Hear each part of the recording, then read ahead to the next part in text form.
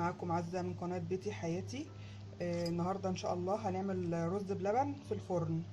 انا عملت معاكم قبل كده الرز بلبن عادي. النهاردة هعمله وادخله الفرن.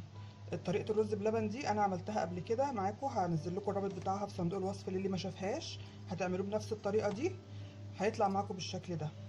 شايفين الرز جميل جدا. هسيب لكم الرابط طبعا في صندوق الوصف، انا ما عملتوش معاكم لاني عملته قبل كده. كل اللي هنعمله بقى النهارده ان احنا هنغرفه في حاجه فخار او حاجه ازاز بتخش الفرن.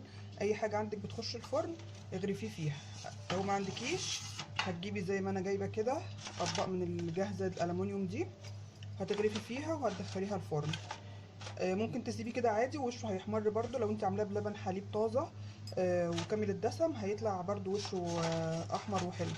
عايزه تزوديله انا هزود له قشطه، او قشطه من على وش اللبن تكون انت محوشاها، او كريمه عندك، اي حاجه هتنفع. ما عندكيش هتدخليه برده الفرن وهيطلع زي ما هو كده.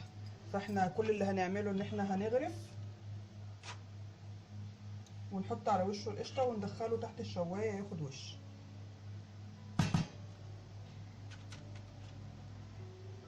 طبعا هيطلع احلى من بتاع المحلات بكتير جدا وانضف وحاجه انت ضمناها.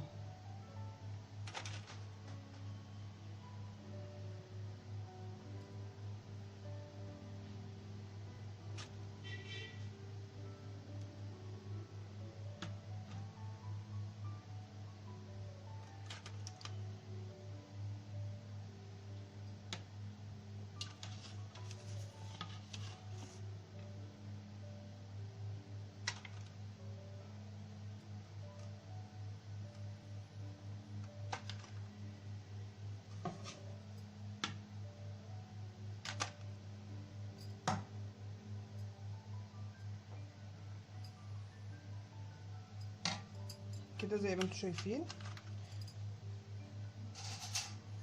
هجيب بقى معلقه واجيب القشطه واحط معلقه على كل طبق. طبعا هي هتسيح وهتيجي على الوش كله.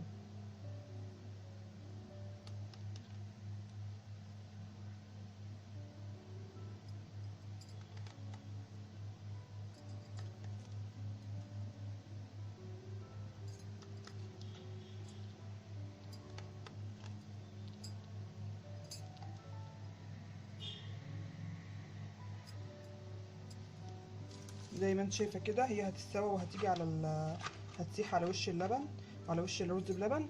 هدخلها بقى تحت الشوايه تاخد وش، ولما يخرج من الفرن هوريه لكم. شايفين يا بنات الرز لما خرج من الفرن تحفه. لا تقولوا لي رز معمر ولا اي حاجه من بره. الرز طبعا جميل اهو زي ما انتم شايفينه. مكملش 10 دقايق في الفرن تحت الشوايه وعمل طبقه جميله محمره وريحته جميله جدا. وتفضلوا معانا. الف هنا وشفا. طبعا الفيديو ده بسيط جدا، يا رب يعجبكم ويفيدكم. اللي ما اشتركش في القناه يا ريت يشترك في القناه ويدوس على الجرس عشان يوصل له كل جديد. وما تنسوش اللايك والشير والكومنت. بحبكم جدا. السلام عليكم ورحمه الله وبركاته.